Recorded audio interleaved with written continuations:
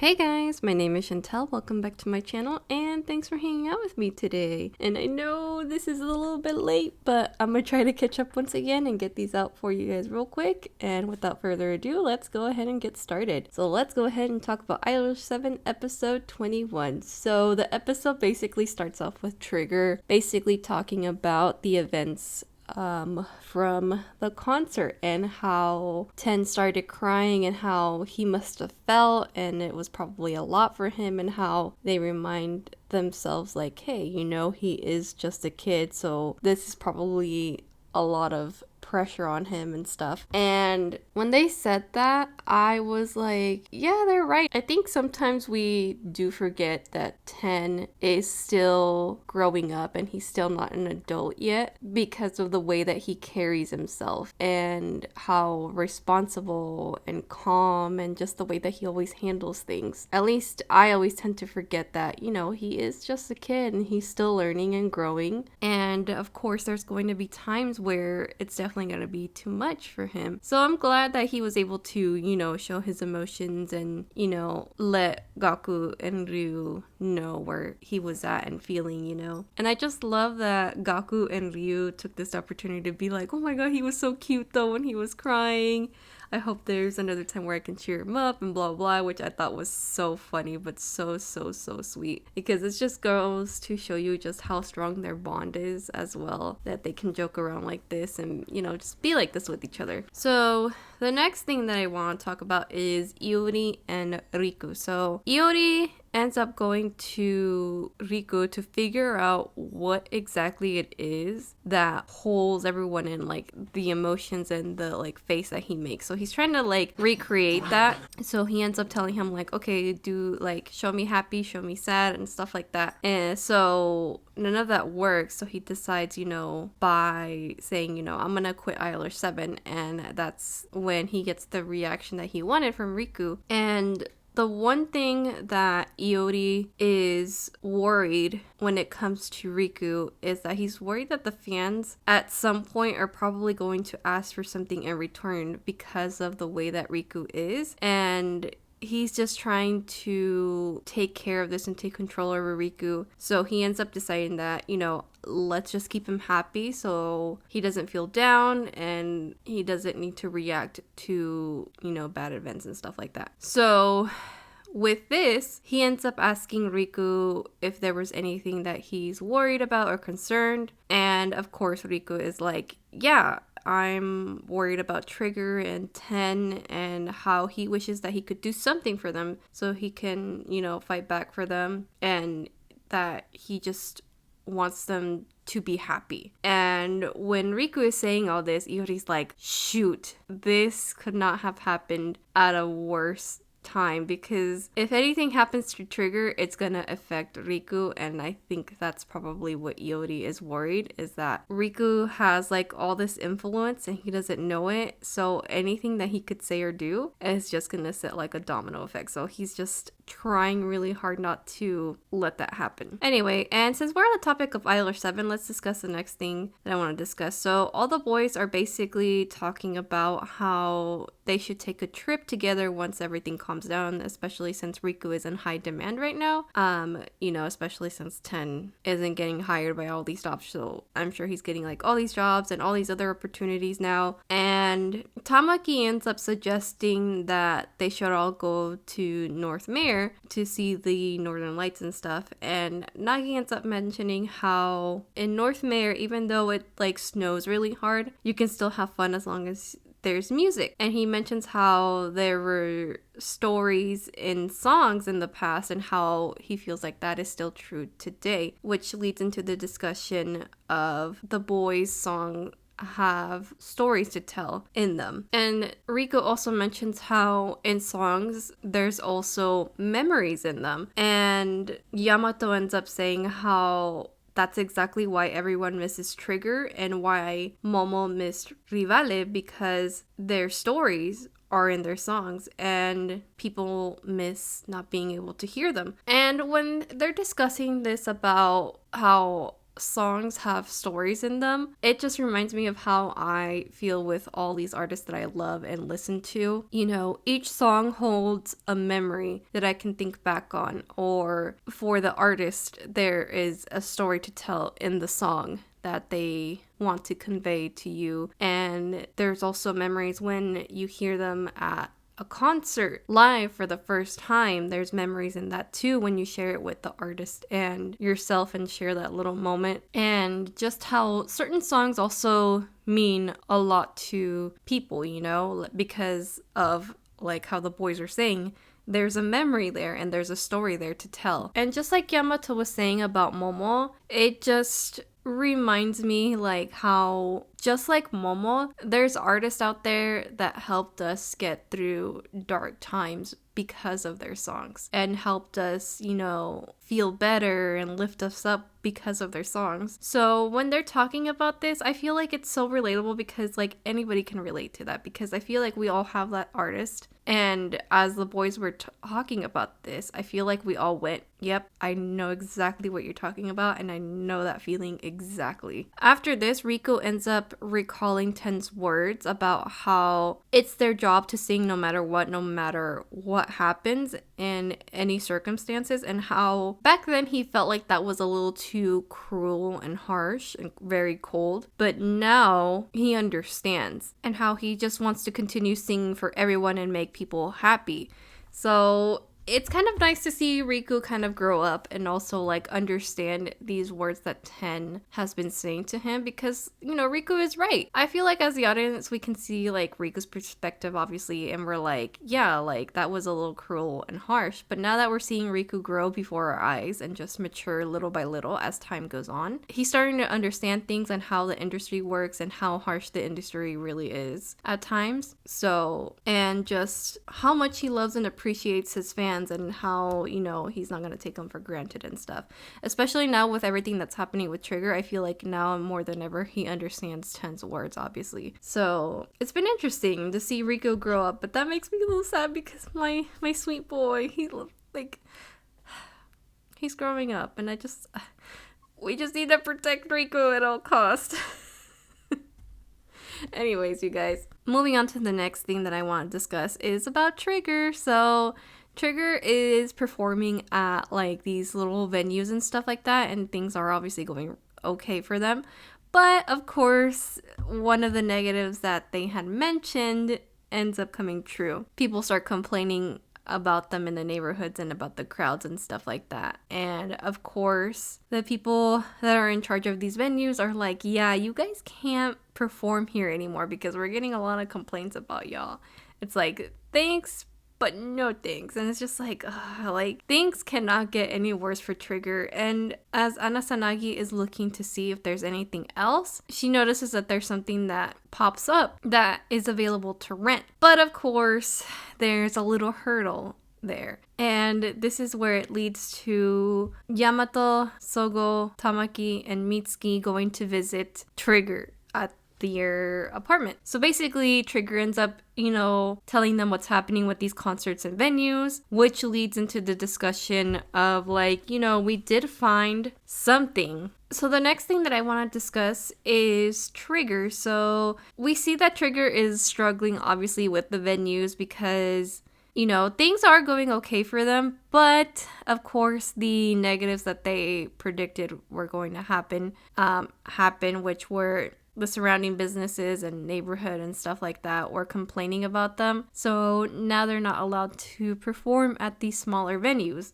And funny enough, Anasanagi ends up looking to see if there's anything available, like anything bigger. And of course, something does pop up, which leads into the next thing that we go into, which is when Tamaki, Yamato, Sogo, and Mitsuki go and visit Trigger. And basically, Trigger just tells them we're not allowed to perform at these little venues anymore, but we also can't afford a bigger place because it's so expensive. And, the Idolish7 boys give them suggestions and stuff like that, but they're like, yeah, we can't exactly do this because if we do this, then we have to explain why we left our agency and just like all these other things, which then Yamato ends up telling everyone that he's a little bit afraid of Zool and how they're gonna change people's impressions on idols. And eventually, they're also going to get infected by this too. So Yamato hopes that Trigger is able to come back and,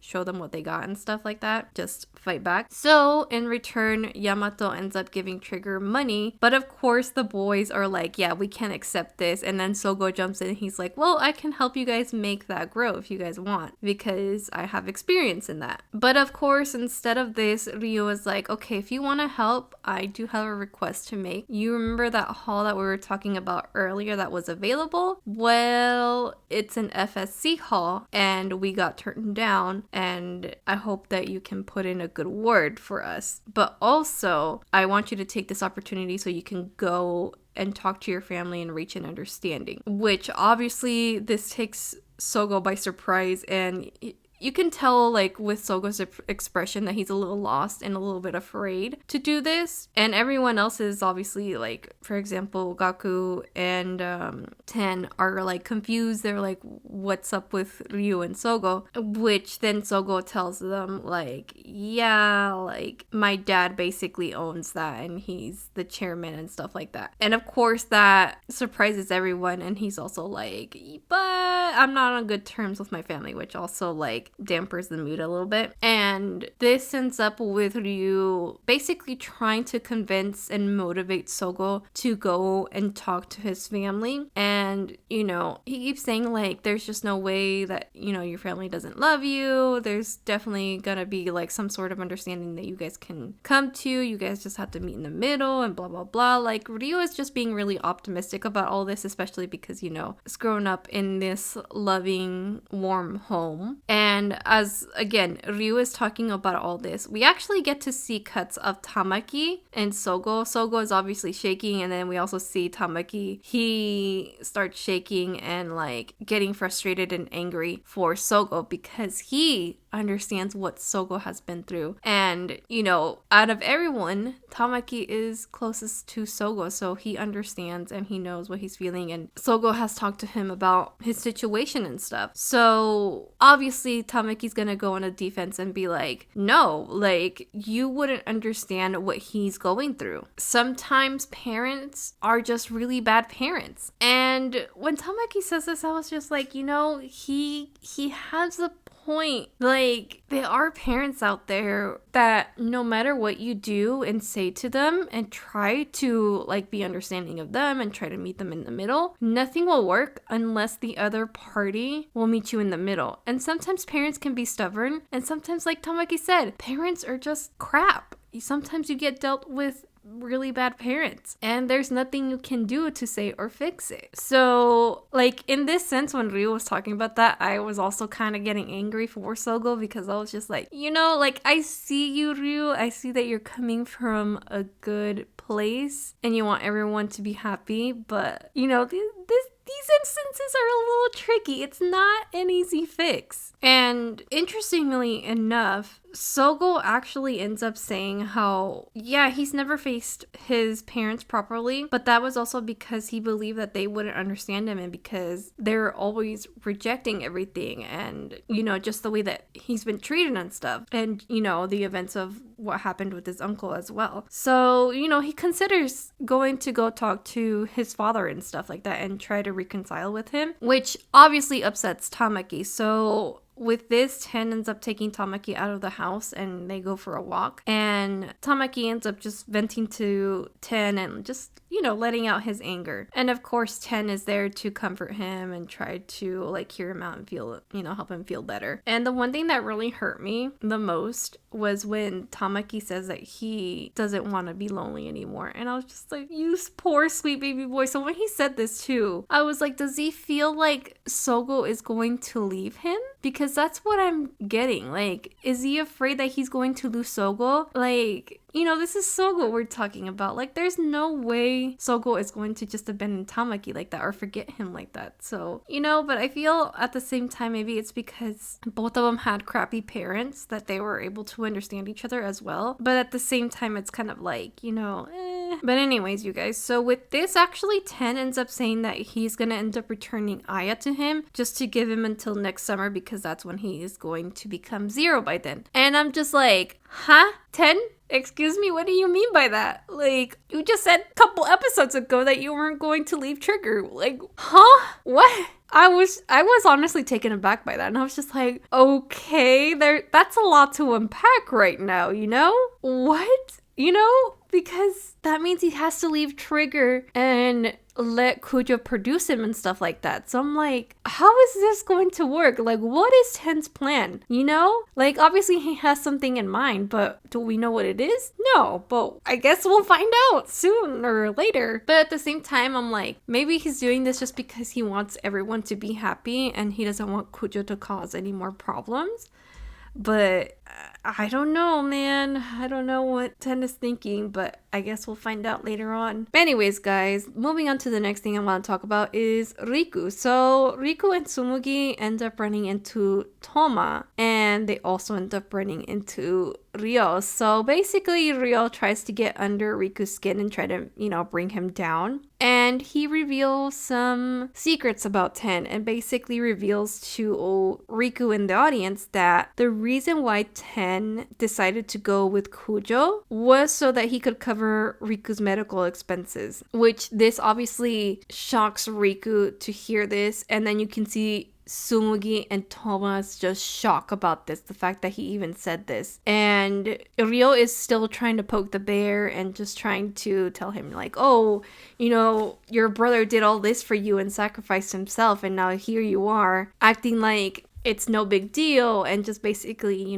betraying him and just, trying to make Riku feel bad about the whole situation. To which Riku ends up asking, like, did my parents know about this? And if they did, like, he mentions how, his family always leaves him out of important discussions. And this little line ends up triggering something in Ryo-san because he ends up reacting to it and he's like, you too? And he is like genuinely shocked and surprised, which also shocks Riku, and he's just like, what just happened? And with this shock that happens, they take that opportunity to separate the two. So Tsumugi ends up taking Riku away from Ryo-san, and Toma ends up stopping Ryo. And obviously Ryo still wants to continue talking to Riku. And thankfully, I am so glad that Toma is there. And he's just like, hey, why did you say that? That was absolutely messed up, and I don't like people who bully the weak. And of course,